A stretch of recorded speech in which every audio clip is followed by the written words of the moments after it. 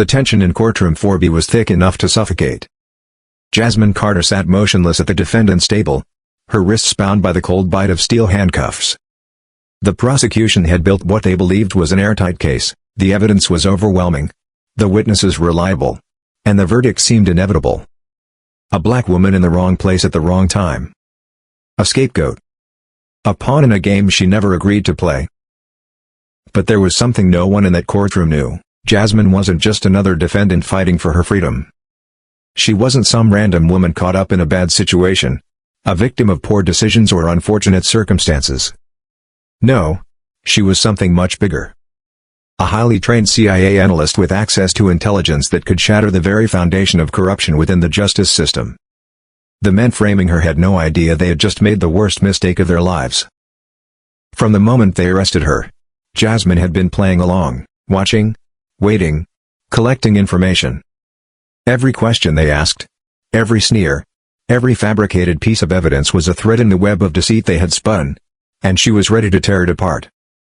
The prosecution's lead attorney, Nathan Grayson, was a man who thrived on high-profile cases, using his aggressive tactics and sharp wit to secure near-perfect conviction rates. He was a political climber, someone who had long since stopped caring about guilt or innocence. All he saw was an easy win, another case to boost his career.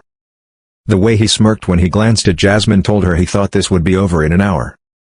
The two officers who orchestrated the setup, Detective Aaron Turner and Officer Mark Cassidy, sat confidently at the prosecution's table. Their uniforms were pressed, their expressions composed, their lies rehearsed to perfection. To them, Jasmine was nothing more than another statistic, another case they could manipulate without consequence. They had framed innocent people before. Why would this be any different? But this time, it was different.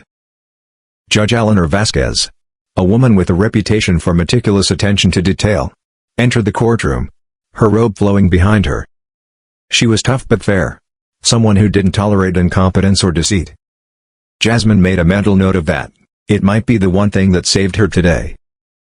The courtroom was silent, except for the distant shuffle of papers and the occasional murmur from the spectators. The air was thick with expectation. The trial was about to begin. Jasmine took a slow, steady breath. Her face betrayed no fear, no doubt, only focus. She wasn't here to beg for freedom. She wasn't here to play the victim. She was here to turn the tables. Because what the prosecution didn't know was that Jasmine had already set her own trap. And they had just walked right into it. No one had been able to fully unravel Jasmine Carter's background. A thorough check of her records revealed flawless credentials, no criminal history, glowing references from past employers, a stable rental history, and a series of volunteer stints that ranged from mentoring at-risk youth to adult literacy programs. She was either the perfect model citizen or someone who had meticulously crafted a public persona designed to avoid suspicion. Detective Logan Date, nursing a throbbing headache from the case's endless paperwork, was the lead investigator. He and Officer Derek Nolan had been on a late-night stakeout in a rundown part of Arlington when, according to their report, they observed Jasmine conducting a suspicious exchange with a known drug trafficker. The officers claimed they followed her back to a modest apartment complex and later found several bricks of cocaine neatly packed inside a duffel bag in the trunk of her car. On paper, everything seemed airtight, too airtight. Jasmine, however, was adamant in her defense. That bag was planted, she repeated at every interrogation, her voice unwavering. Yet no one was willing to listen. The local precinct, eager to crack down on drug crime, saw Jasmine as the perfect high-profile bust, a well-dressed woman with no known criminal ties, caught red-handed with a massive drug stash. The media had already spun the story, painting Jasmine as a key figure in an elaborate narcotics operation. Her friends and family knew better. Something about this case didn't add up, but they had no way to prove it. Law enforcement stood firm on their version of events, insisting they had followed every protocol to the letter. The only person standing between Jasmine and a decade behind bars was her defense attorney, Elliot Ramsey. Ramsey was a rising star in criminal defense law, sharp, relentless, and fearless in the face of prosecutorial pressure. From the moment Jasmine retained him, he had sensed something off about the case. The lack of direct surveillance footage, the odd timing of the bust, and most of all, Jasmine's strangely composed demeanor. Unlike most clients, she didn't appear desperate or fearful. Instead, she spoke with calculated certainty that she would be exonerated. Meanwhile, Assistant U.S. Attorney Vanessa Ward was gearing up to deliver an ironclad case. Known for her methodical, no-nonsense approach, Vanessa had built her career on taking down drug traffickers with impeccable precision. She believed in the system.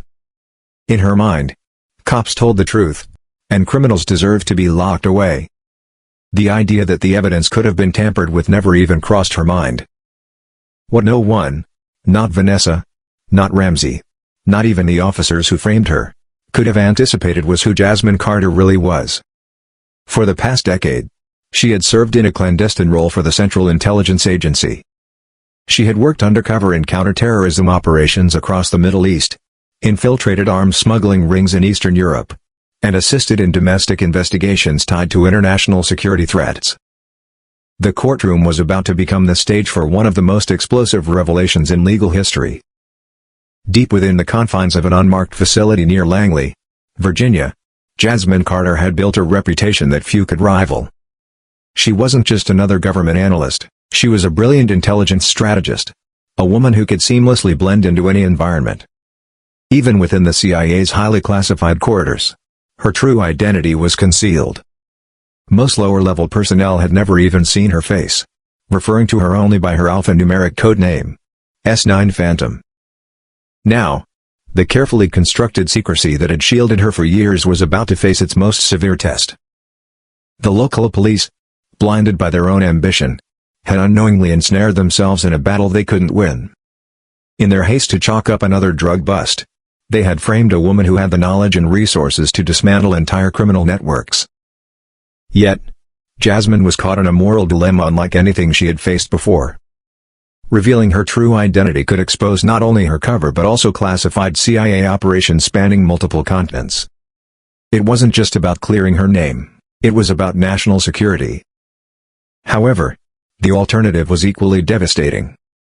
If she allowed this fabricated case to proceed, she risked losing everything, her freedom, her career, and the ability to protect the country she had sworn allegiance to.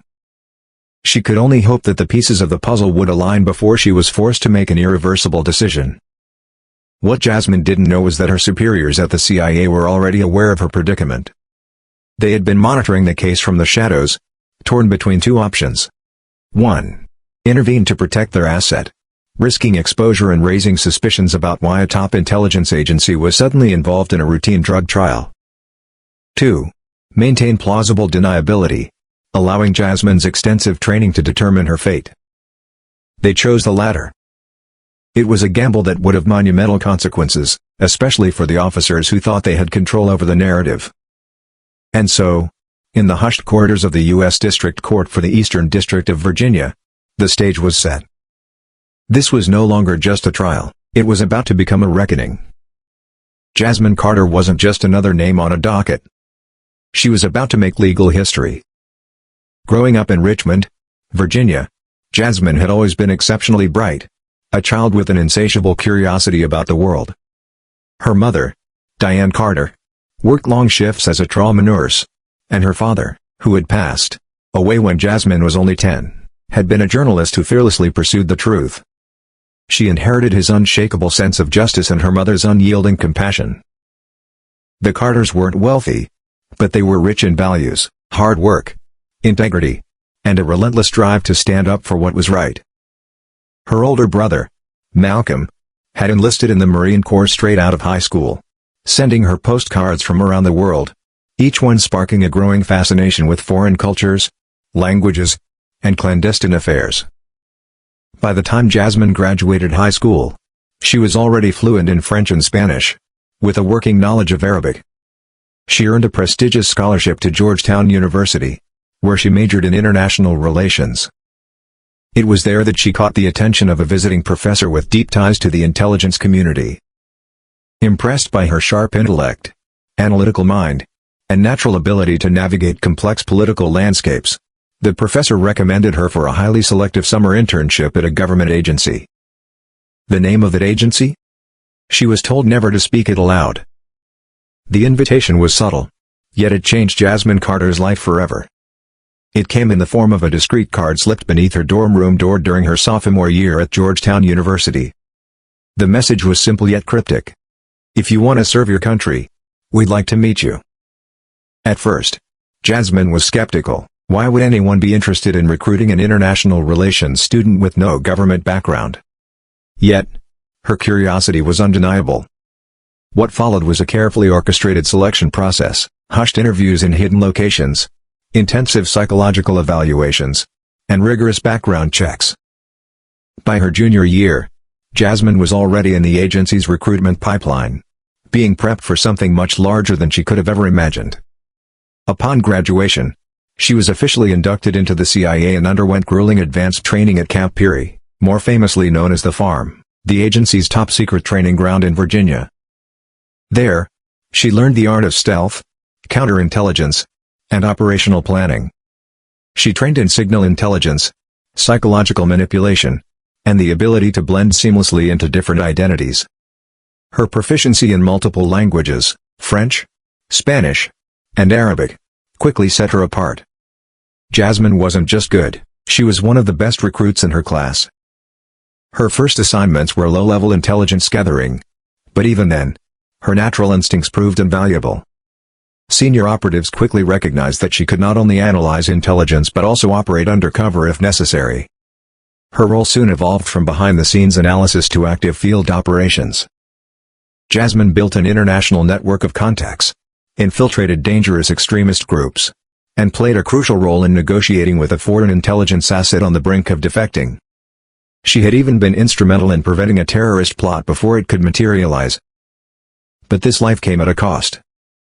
She had to keep her mother and brother in the dark, knowing that any knowledge of her real job could put them in grave danger. Romantic relationships? Practically impossible. She couldn't afford to let anyone get too close. Even her home address was never permanent, she moved constantly, adjusting to wherever her assignments dictated.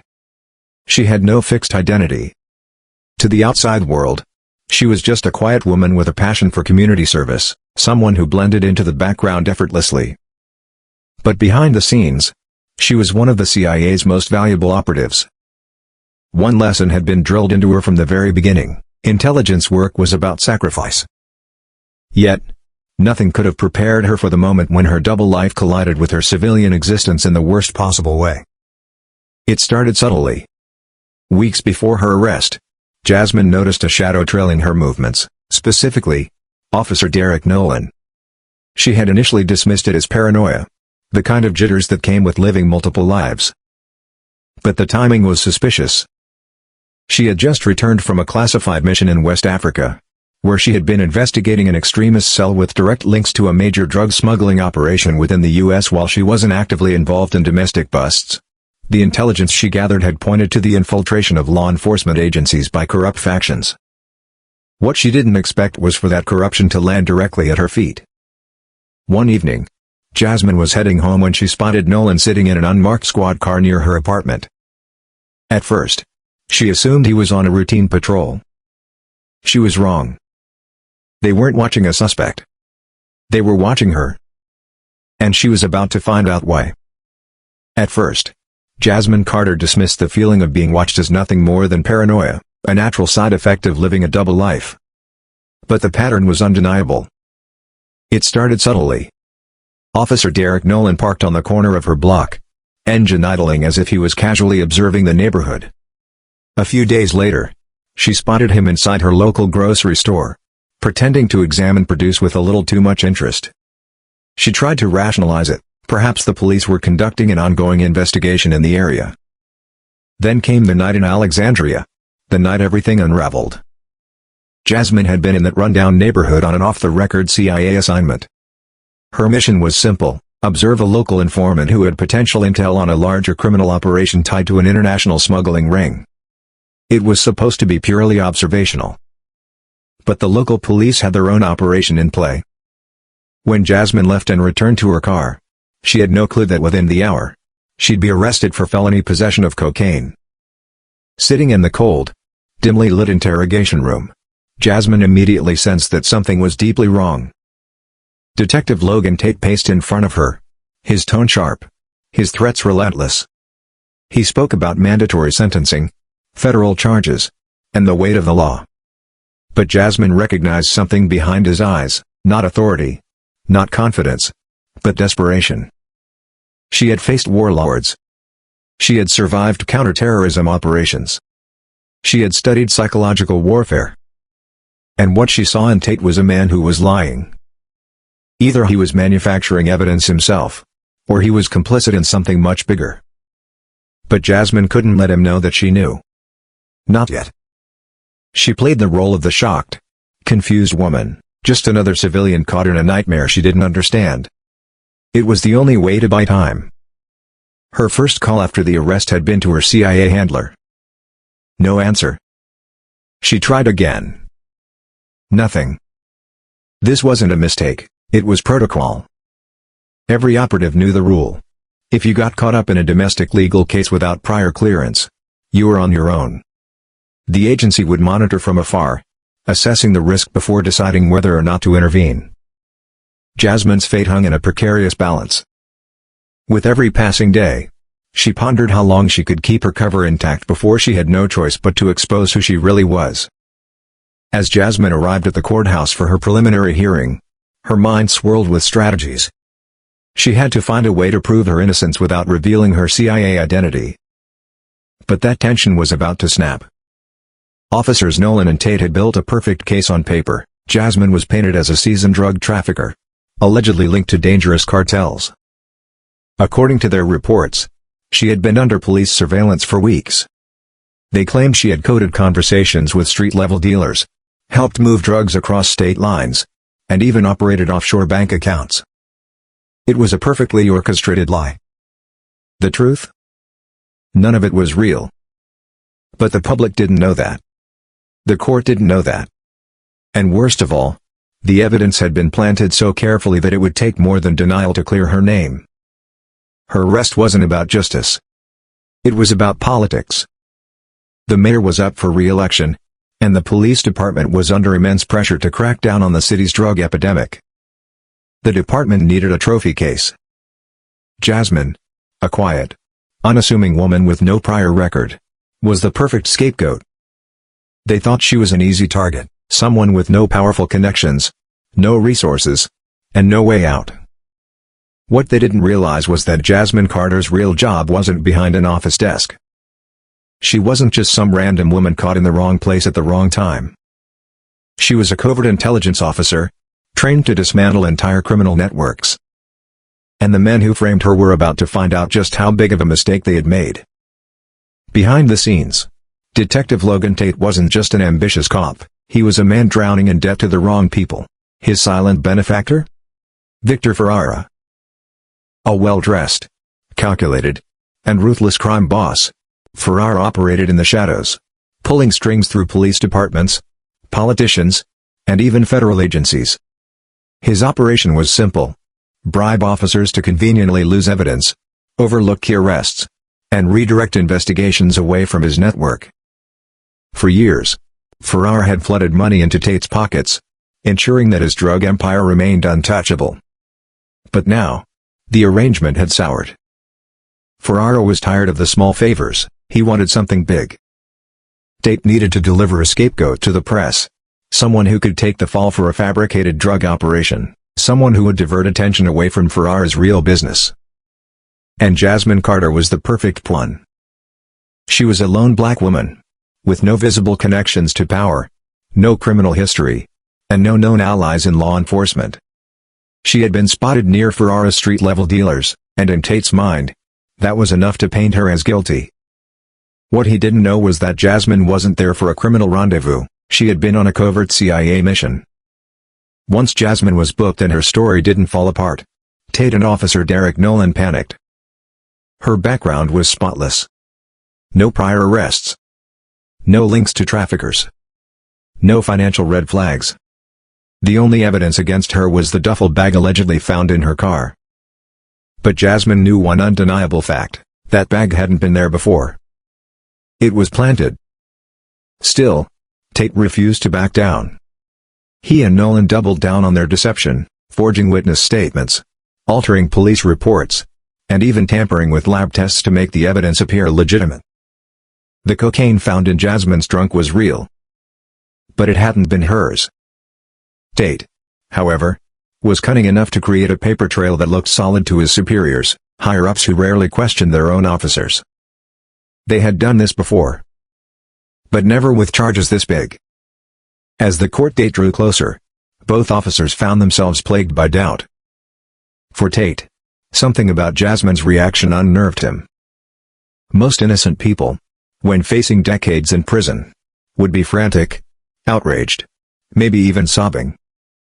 But Jasmine wasn't. She was stone cold, confident, calculating. She was making phone calls to an employer she refused to name. And Tate couldn't shake the nagging feeling that they had overplayed their hand. But there was no turning back now. If Jasmine tried to expose them, they'd discredit her, just like they had so many others before. The system always protected its own.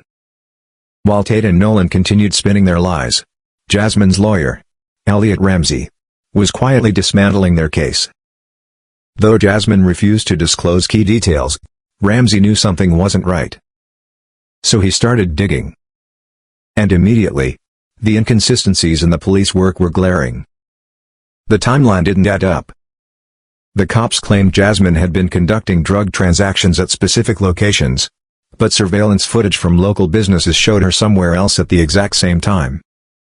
Eyewitness statements from her neighbors contradicted the police's claims. None of them had ever seen her carrying duffel bags or meeting suspicious figures at odd hours. And then, there were her bank records. Ramsey combed through every transaction. No suspicious activity.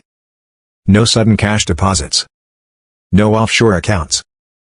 For someone painted as a major drug trafficker, there was absolutely no financial evidence to support the claim. Yet, despite the obvious holes, the cops pressed on. Because this case wasn't about the truth. It was about self-preservation. They had gone too far. And they were willing to do whatever it took to keep their secret buried. The weight of stacked evidence against Jasmine Carter was overwhelming, but not impenetrable. Her lawyer, Elliot Ramsey, knew he was facing an uphill battle. The prosecution had real contraband, real reports, and real witnesses. It didn't matter that Jasmine's innocence was evident to those who looked closely. The system favored those in uniform. And right now, the uniformed men were lying. But inside the precinct, whispers had already begun to spread like cracks in a frozen lake. Junior officers, those who weren't yet deep in the corruption, had begun to voice unease about Jasmine's arrest. They talked in hushed tones in the hallways. They muttered about the suspicious chain of custody of the cocaine. They questioned why the case seemed too perfect. Some had even noticed the missing surveillance footage that should have shown Jasmine placing the duffel bag in her trunk, but conveniently, no such footage existed. Yet, the code of silence prevailed. No rookie cop was going to risk their career by speaking out against their superiors. But Jasmine was patient.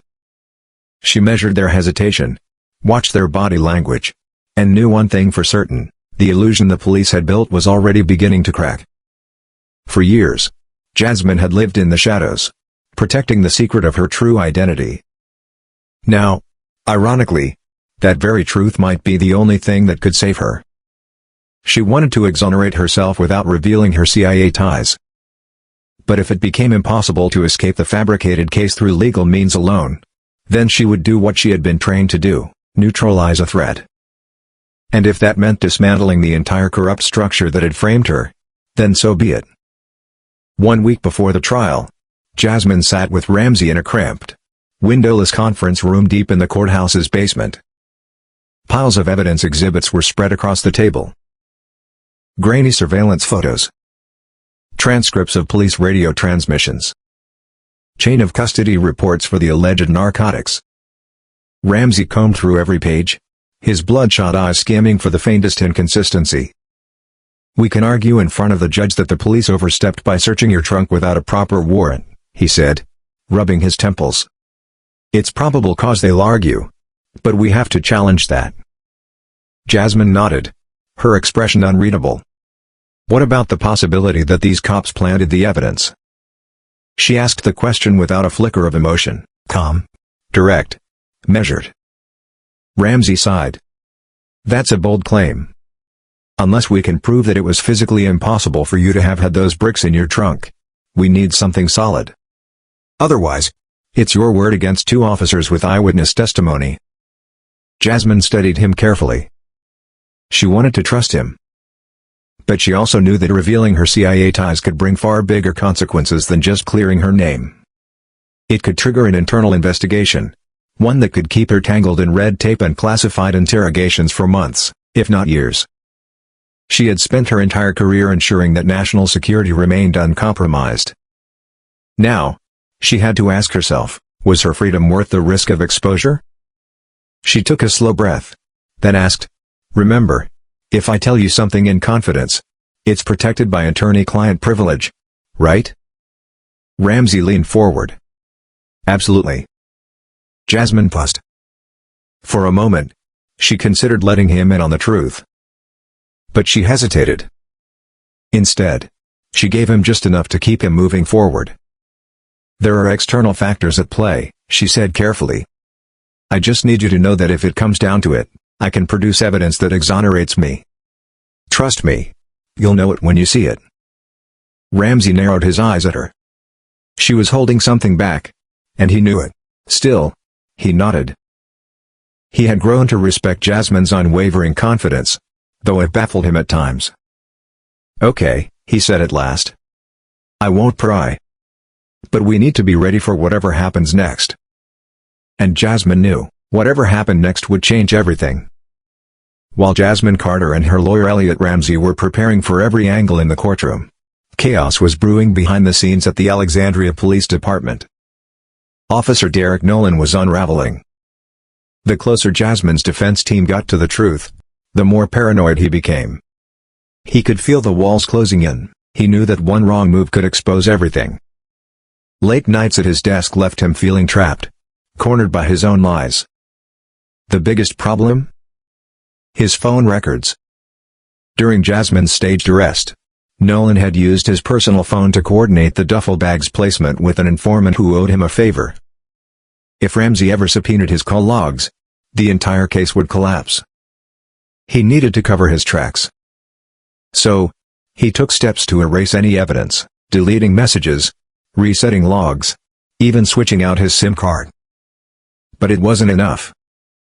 Because once you start destroying evidence, you're admitting guilt, at least to yourself.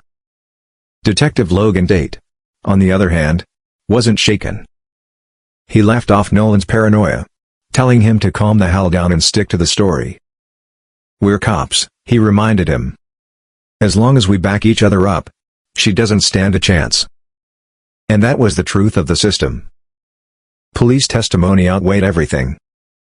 As long as the physical evidence lined up with their sworn statements, Jasmine Carter would go down. But Tate had his own worries. Victor Ferrara. Ferrara was breathing down his neck, pressuring him to lock the case down. If Jasmine walked, the entire operation could be exposed, and Ferrara had no use for cops who couldn't deliver. Tate told himself he wasn't the bad guy. That Jasmine must have been guilty of something. But doubt gnawed at him. Every interaction with his colleagues felt forced. Every glance at Jasmine's case file felt heavier. He was losing control. Meanwhile, Margaret Reeves, the assistant U.S. attorney assigned to prosecute Jasmine, was finalizing her opening statement. She was cautious by nature, but this case seemed straightforward. The police report was airtight. Jasmine had been caught with drugs in her trunk. There were signed affidavits from officers stating she had been under surveillance for weeks. It was, in every way, a perfectly clean case. But Margaret was nothing if not thorough. So, she did one final background check on Jasmine Carter. And that's when something strange happened. Jasmine's records were spotless. No prior arrests. Not even a speeding ticket. That wasn't impossible, but what stood out were the employment history gaps. Entire years missing. To Margaret, this only confirmed her suspicions. Jasmine must have been hiding something. Likely, she thought, it was the drug trade. The idea that Jasmine was actually a covert CIA operative never even crossed her mind. With the trial approaching fast, Jasmine made one last calculated move. She took a quiet drive to an unmarked building just outside Langley, Virginia. Inside, she met with an old friend, someone with enough clout inside the agency to raise alarms if necessary. She explained her situation, keeping details vague but making it clear that local cops had orchestrated a frame job. She never asked for direct intervention. All she wanted was a heads up if anyone started digging into her classified files. Her contact listened carefully. But in the end, they made no promises. The agency's official stance? Silence. Unless her testimony risked exposing national security, she was on her own. Despite everything closing in, Jasmine maintained her composure. She continued volunteering at the local community center, though discreetly, since her bail conditions limited her movements. She never let the stress show. Never let her mask slip. The kids in the after-school reading program adored her. And none of them knew that their favorite mentor was standing at the edge of one of the biggest legal battles of her life. But Jasmine Carter wasn't done yet. And when she finally revealed the truth, the entire system would come crashing down. Jasmine Carter had waited for this moment. She had gathered intelligence. She had assessed the threats. And now, it was time to strike. Everything, the growing paranoia inside the Alexandria Police Department, the suspicions building in her lawyer's mind, the silent presence of CIA watchers in the background, and the blind confidence of the prosecution, was about to collide. The trial of Jasmine Carter wasn't just a legal battle. It was a reckoning. On the morning of Jasmine's trial, the courthouse was electric. Reporters hovered outside, eager for headlines about another so-called drug kingpin. Inside, the gallery filled with a mix of Jasmine's friends, family, and curious spectators. Judge Leonard Brinkley, a seasoned and no-nonsense figure, took his seat at the bench, adjusting his glasses with deliberate precision. With the sharp crack of the gavel, he called the trial to order. The battle had begun. Margaret Reeves, the assistant U.S. attorney, rose to make her opening statement. Her voice was steady and professional. She was a woman who believed in the system. The evidence will show, she told the jury, that the defendant, Jasmine Carter, was in possession of illegal narcotics. That her actions were deliberate, calculated, and designed to deceive law enforcement. She painted Jasmine as a cunning trafficker, a master manipulator who used her unassuming demeanor to avoid suspicion. She laid out the police's version of events, that Jasmine had been under surveillance for weeks and was caught red-handed with a stash of cocaine in her trunk. To the untrained eye, it sounded airtight. But to Jasmine Carter, a woman trained to spot deception, it was full of cracks. When Elliot Ramsey stood to deliver the defense's opening statement, he did so with quiet conviction. The prosecution's case, he said, rests on one dangerous assumption: that the police officer's account is beyond question. But ladies and gentlemen, we live in a world where evidence can be planted, where timelines can be manipulated. And when you see the inconsistencies in police procedure, you will understand one simple truth: Jasmine Carter is an innocent woman. His words lingered in the air, carrying an undeniable weight. There was something more coming. Something the prosecution wasn't prepared for. The first to take the stand was Officer Nolan. He spoke with practiced confidence, recounting his version of events. He described Jasmine's suspicious behavior. He detailed how she met with known criminals. He explained the moment when he and Detective Logan Tate decided to search her vehicle. At first, his testimony was smooth. He outlined the chain of custody for the duffel bag, stating with absolute certainty that the cocaine had come from Jasmine's trunk. But when Ramsey began his cross-examination, the cracks appeared. "You claim you were parked on 15th Street during your surveillance, correct?" Ramsey asked, flipping through a logbook. "That's correct," Nolan said without hesitation. "And you saw Miss Carter meet an individual outside a boarded-up shop at precisely 6 6:45 p.m.? Yes, I did. Ramsey flipped to another page. Then, he turned to the jury and said calmly, "Can you explain why your dashcam footage, which automatically records date and timestamps, places your vehicle nearly 3 miles away from that location at 6:45 p.m.? A heavy silence fell over the courtroom. Nolan blinked. His mouth opened in silent confusion. For the first time, his certainty cracked. He stammered before forcing a reply. The system must have glitched. Murmurs rippled through the courtroom. Judge Brinkley raised an eyebrow. Ramsey didn't let up. "So, you're saying the department-issued surveillance system just happened to malfunction at the exact moment you claim to have seen my client commit a crime?" Nolan's face reddened. He realized, too late, that his carefully rehearsed story was unraveling. When Detective Tate took the stand, he carried himself with far more self-assurance. Unlike Nolan, he was a seasoned liar. He believed in the system protecting him. But what he didn't know was that Jasmine Carter had already laid a trap.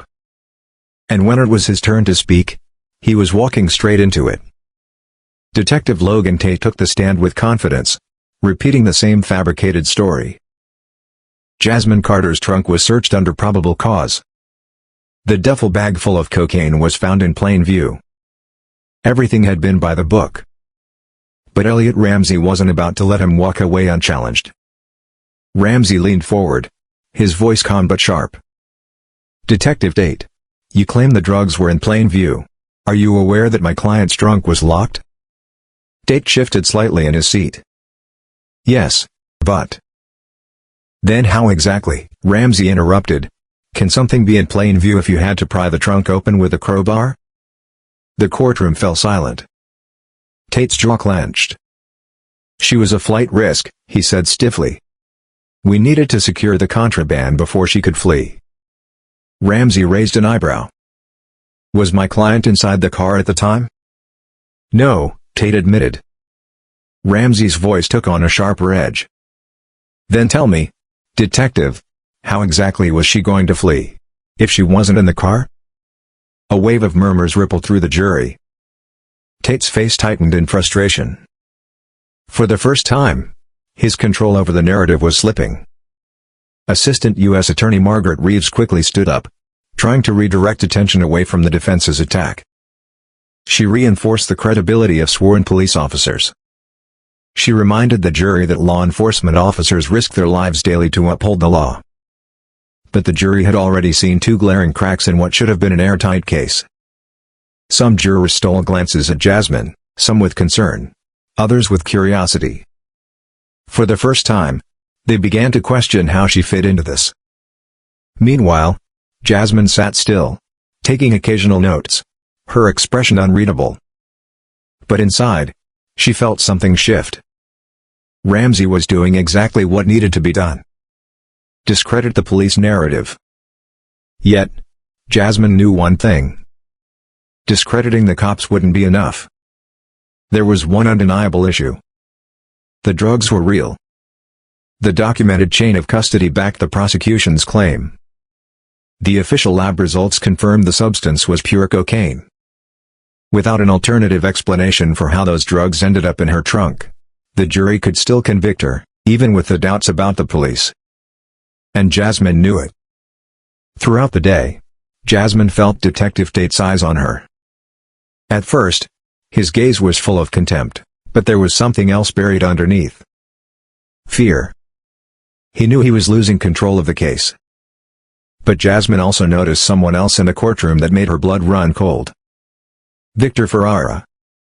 Sitting in the gallery, wearing a tailored suit and a smug grin. Jasmine recognized him immediately. For years, she had monitored his name in intelligence briefings. Now, she understood. She wasn't framed at random. This was bigger than just a few crooked cops. This was about keeping Ferrara's name out of the public eye. As the first day of trial concluded, Judge Brinkley adjourned the court. Outside, reporters swarmed, hungry for sound bites. Camera flashes lit up the steps of the courthouse. but Jasmine and Ramsey slipped away through a side exit. Her mother was waiting for her. She pulled Jasmine into a tight hug, eyes brimming with worry. "Don't you worry, Mama," Jasmine whispered. "This will all be over soon." But deep down, she knew better. The gears of destiny were turning. And she was running out of time. Because if the next day went poorly, she might have to reveal the entire truth. And that revelation would blow this trial wide open. The next morning, the courtroom was packed. Spectators crowded the benches. The jury filed in, their faces more serious than before. Everyone sensed it, the case was reaching a tipping point. Judge Brinkley wasted no time. He turned to the prosecution. "Ms. Reeves, call your next witness." Margaret stood confidently. The prosecution calls Dr. Stephanie Cho. A forensic analyst took the stand. She was the expert who had tested the cocaine found in Jasmine's trunk. She adjusted the microphone and spoke with certainty. The narcotics recovered from the defendant's vehicle tested as high-purity cocaine. "Street value?" Reeves prompted. "Tens of thousands of dollars." The jury stiffened. The case wasn't over yet. And now, the defense had to tackle the biggest hurdle yet, how to explain the drugs. Dr. Stephanie Cho's testimony had been neutral but damaging. She hadn't said how or when the drugs appeared in Jasmine Carter's trunk, only that they were real. To the jury, that was enough. Tangible evidence always carried weight. And Jasmine could feel the tide turning against her. Her lawyer, Elliot Ramsey, turned to her. "We need to call you to the stand." They had debated this move for hours. Would speaking help? Or would it sink her case completely? But Jasmine insisted. She rose from her seat, walked steadily to the stand, and raised her right hand. Judge Leonard Brinkley peered at her sternly. "Miss Carter, you understand the risks of self-incrimination?" "Yes, Your Honor," Jasmine said evenly. She took the oath. Then, she turned to the jury. Her calm, unwavering eyes met theirs. This was it. Ramsey's voice was measured but encouraging. "Miss Carter, tell us about the evening of your arrest." Jasmine took a breath. She spoke clearly. "I was in the area observing a building for reasons I can't publicly disclose. When I returned to my car, Detective Tate and Officer Nolan stopped me. There were no drugs in my trunk." She paused, meeting the jury's eyes. "I had never seen that duffel bag before in my life." A tense silence settled over the courtroom. Ramsey nodded, pushing forward. "So, to be clear, you maintain that the police planted the drugs?" Jasmine's fingers tightened on the armrest. She exhaled slowly. "I do." Margaret Reeves was ready. She strode to the podium, fixing Jasmine with a piercing gaze. "You claim you were observing a building, Miss Carter." Her voice was sharp. "Why? Are you a private investigator? A journalist?" Jasmine felt it coming. This was the moment. Her carefully guarded secret stood on the edge of a blade. Across the room, Ramsey barely nodded. "Permission granted." Jasmine straightened her spine. Her voice was steady, deliberate. "I work as an intelligence operative for the Central Intelligence Agency." A collective gasp rippled through the room. The stenographer froze, fingers hovering over the keyboard. Margaret Reeves' eyes narrowed, her disbelief evident. Judge Brinkley leaned forward. "Miss Carter, are you claiming to be a CIA operative?" "Yes, Your Honor." Jasmine met his gaze without flinching. "I have worked with the agency for nearly a decade. My presence near that building was part of an off-duty observation tied to a classified intelligence matter." The gallery erupted. Reporters scrambled for their phones. Jurors exchanged stunned glances. Margaret crossed her arms, her voice thick with skepticism. "That's quite a story, Miss Carter." Her tone dripped with doubt. "You expect this court to believe you're a CIA agent?" Yet you're on trial for drug trafficking? Jasmine remained perfectly still. Then, she spoke. Yes. And I can verify my employment. The room fell silent again. Your Honor, she continued, I've already contacted my agency. If the court agrees to a sealed hearing, I can provide official verification. Judge Brinkley tapped his pen against the bench. A tense pause stretched. Then, Counsel, approach. Margaret and Ramsey walked up to the judge's bench. They spoke in hushed voices. After a long moment, Judge Brinkley sighed.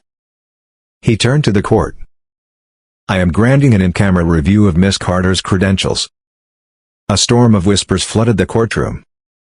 Jasmine exhaled quietly. She had just changed the game. Paragraph 12. The tipping point. The courtroom fell into a tense silence as Judge Leonard Brinkley returned from recess. His expression was grave. Jasmine Carter stood rigidly, bracing herself. Whatever came next would decide her fate. Brinkley cleared his throat. I have just conducted a private review of documentation provided by Miss Carter, including a corroborating phone call to a CIA office in Langley, Virginia. The jury sat frozen. The courtroom held its breath. Then, the judge delivered the words that shattered the case. It appears Miss Carter is indeed a CIA operative, though details beyond that are classified. Gasps. A ripple of whispers erupted through the courtroom. Detective Logan Tate went pale. Officer Nolan Cassidy visibly swayed in his seat. Margaret Reeves' jaw tightened. Her entire case had just collapsed, her ironclad drug trafficker narrative now colliding with the revelation that the defendant was a government intelligence officer. Judge Brinkley raised a hand for silence. The jury is instructed that Miss Carter's background is not on trial here. His gaze swept across the room. However, you are permitted to consider the credibility implications of her testimony. A stunned hush filled the air. The only sounds were the frantic scribbling of reporters. This was no ordinary drug trial anymore. It was a national scandal in the making. Jasmine returned to the stand. This time, her posture was even straighter. Her voice was clear, calm, unwavering. My mission, as far as I can share, she explained, involved tracking individuals with ties to international drug cartels and extremist groups. She let that statement settle. My assignment was strictly observational. She turned her gaze toward the jury. That night, I had no reason to purchase, possess, or distribute narcotics. She paused. Then, she delivered the final blow. The drugs found in my trunk were planted by people who either misunderstood my presence or sought to use me as a scapegoat. Rowan gently guided her through the key events of the arrest. She recounted the inconsistencies. The shifting police timeline. The mysteriously discovered duffel bag. The illegal search of her vehicle. The jury was hanging on every word. This wasn't just another defendant. This had all the hallmarks of a high-stakes spy drama. Except it was real. Unfolding in a real courtroom. And the world was watching. Margaret Reeves was drowning. She fired back. If you're really a CIA operative, why didn't you disclose that upon your arrest?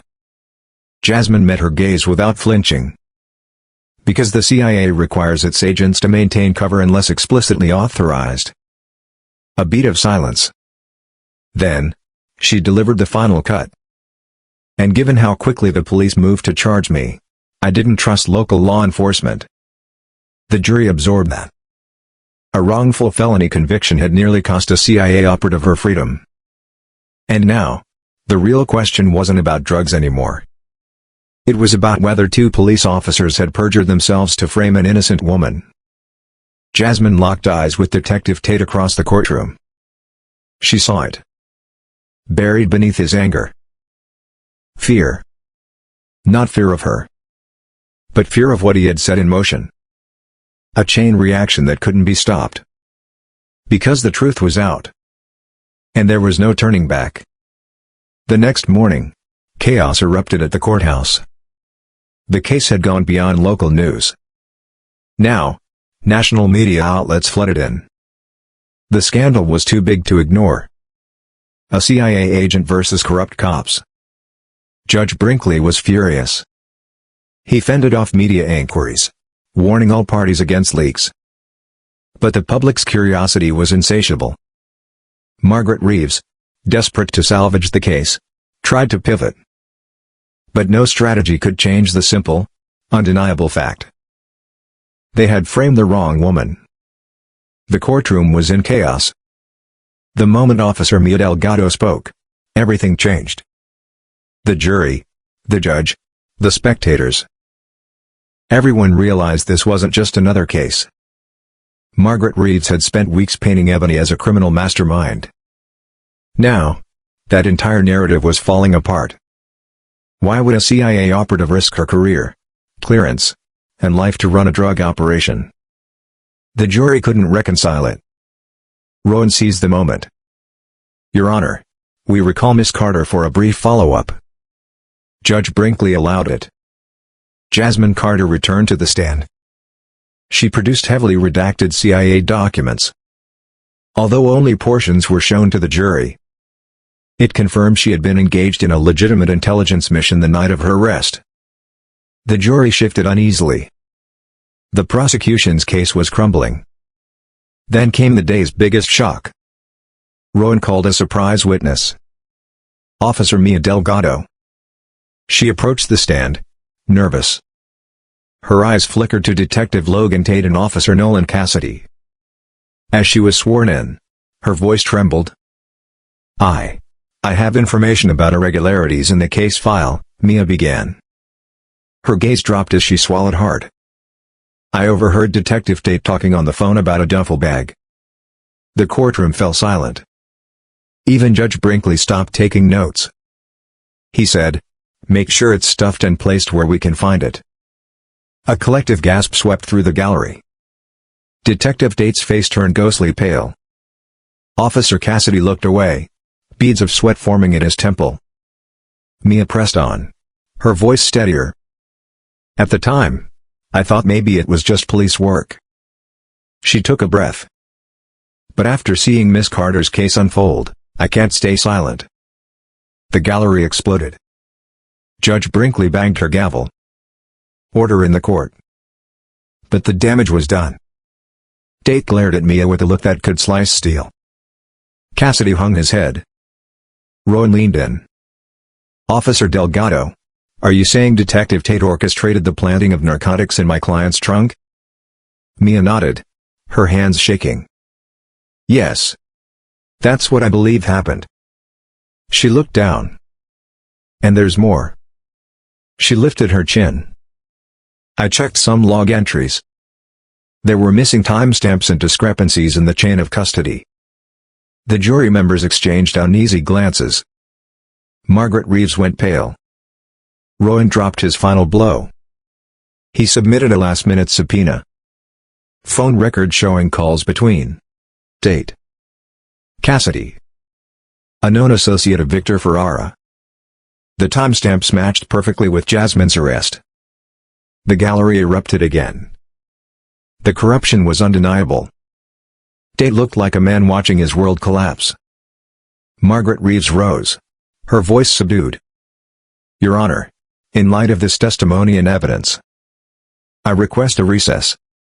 The prosecution must re-evaluate its position." Judge Brinkley exhaled sharply. Her frustration was clear. "We will take a brief recess. Both counsels, meet me in my chambers immediately." Reporters scrambled. Phones rang. Tweets fired off. News alerts lit up screens. Jasmine walked out quietly with Rowan. Her family rushed to her. Her mother hugged her tightly.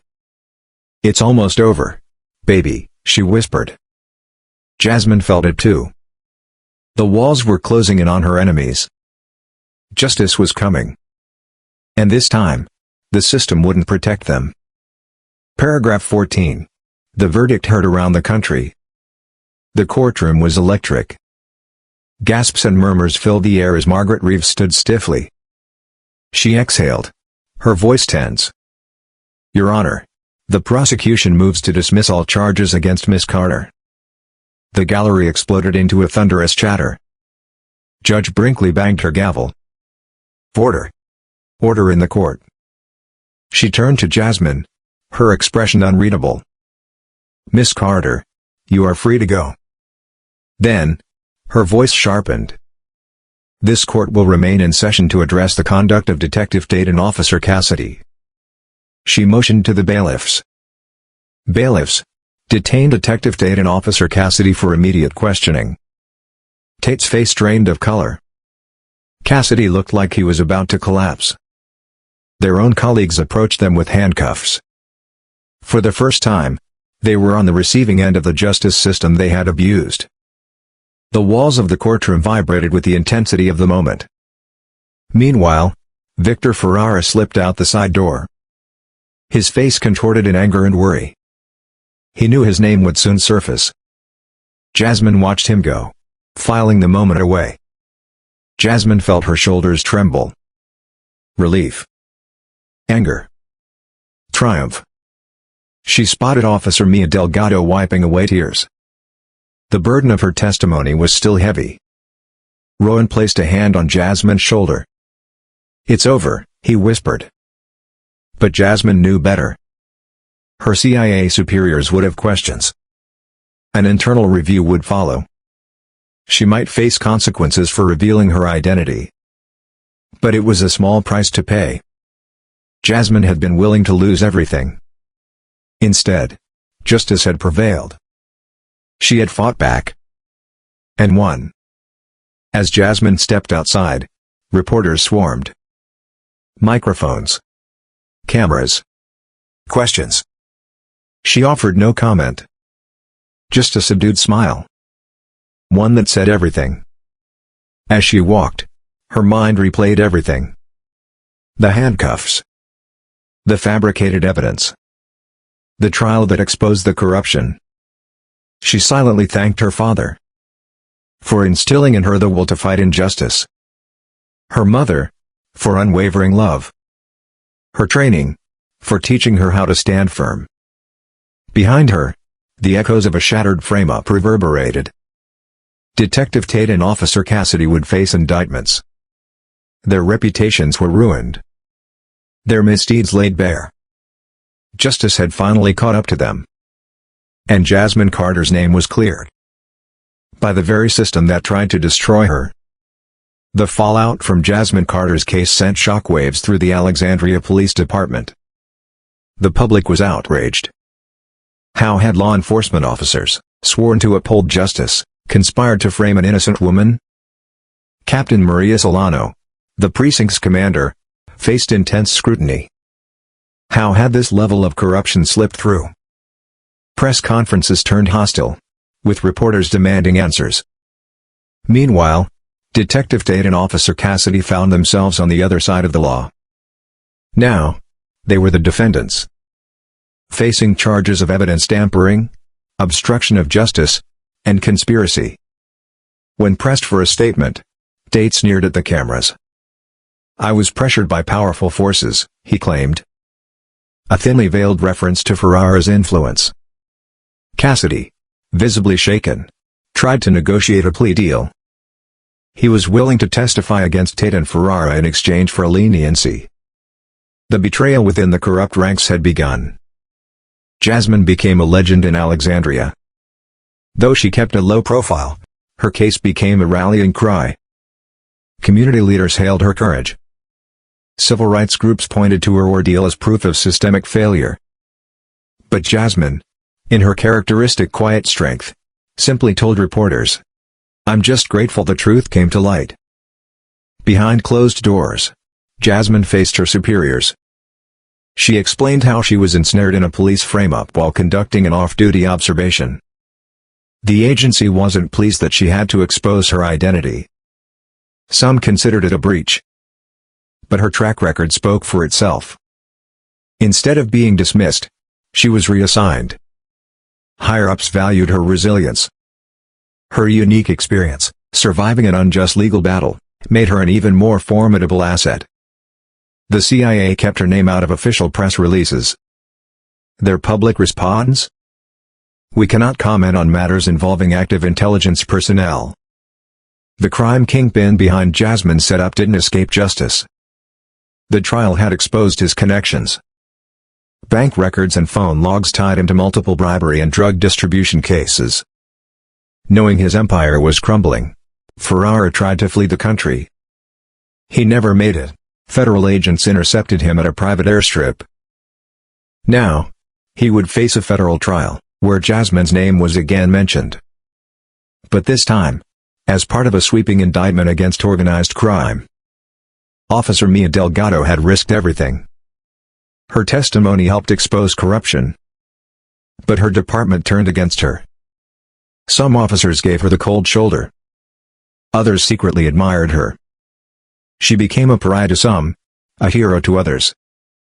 Despite departmental pushback, she had no regrets. She had chosen justice over silence. And the city would never forget it. Itself through accountability and reform. The story of Ebony Slater was more than just a legal battle, it was a testament to the power of truth and resilience. The events that unfolded forced an entire city to confront uncomfortable realities about corruption within law enforcement. Mia Delgado's courage in breaking the code of silence inspired other officers to step forward, exposing deeper-rooted issues in the department. As a result, a wave of reform swept through Alexandria's police force, setting new standards for transparency, accountability, and community relations. Meanwhile, Ebony's victory was not just personal but symbolic. She had risked everything, her career, her anonymity, even her safety, to fight for justice. Though she had spent years navigating the world from the shadows, it was her willingness to stand in the light that ultimately secured her freedom. Her story resonated across the nation, becoming a catalyst for discussions on wrongful convictions and the unchecked power of corrupt law enforcement. Civil rights organizations cited her case in their push for stronger oversight measures, and news outlets framed it as a landmark moment in the fight against systemic injustice. Despite the newfound attention, Ebony remained true to herself. She turned down multiple book deals and television appearances, preferring to let her actions speak louder than media sensationalism. Instead, she focused on her community, ensuring that the legal fund she had established provided real opportunities for those who, like her, had been wrongfully accused. One evening, as she stood on her balcony overlooking the Potomac River, she allowed herself a rare moment of stillness. The battle had been won, but the war for justice was ongoing. Yet, as long as people like her stood their ground, as long as truth had champions willing to fight for it, there was hope. Justice, she thought, was not just about winning a case, it was about ensuring that no one else would have to endure what she had. And as she turned away from the city lights, Ebony Slater knew that she would never stop fighting for what was right. Ebony Slater's story is not only a thrilling legal tale, but also a powerful reminder of how corruption, injustice, and hidden truths still shape the world we live in today. Every day, innocent people face false accusations, abuse of power, and a system that often seems stacked against them. But like Ebony, standing up for the truth, resilience, and courage can bring about change. In real life, we may not all be CIA agents, but we all have a voice. Whether it's exposing wrongdoing in our communities, advocating for fair treatment, or simply standing up for what's right, our actions matter. So, what can we learn from this story? White check mark, know your rights, knowing the law will protect you from being manipulated or wrongly accused. Never underestimate the power of knowledge. White check mark, hold authorities accountable. Just because someone is in power doesn't mean they are always right. Corruption exists and it takes brave individuals to bring it to light. White check mark, use your voice, whether through social media, legal action or community activism. Speaking up can create real change. Don't let fear silence you. White check mark, support those fighting for justice. People like Mia Delgado, the police officer who exposed corruption, exist in real life. They take risks to do the right thing. When you see someone fighting injustice, stand with them, not against them. This story reminds us that justice is never guaranteed, but it is always worth fighting for. If you believe in truth, accountability, and the power of resilience, help us spread the word. Right pointing finger, like if you support the fight against injustice. Right pointing finger, share it to remind people that the truth always comes out. Right pointing finger, comment your thoughts. Have you ever witnessed corruption or fought for what's right? Right pointing finger, subscribe for more stories that expose corruption, deliver justice, and keep you on your toes. Justice is a journey, and together, we'll keep it moving forward.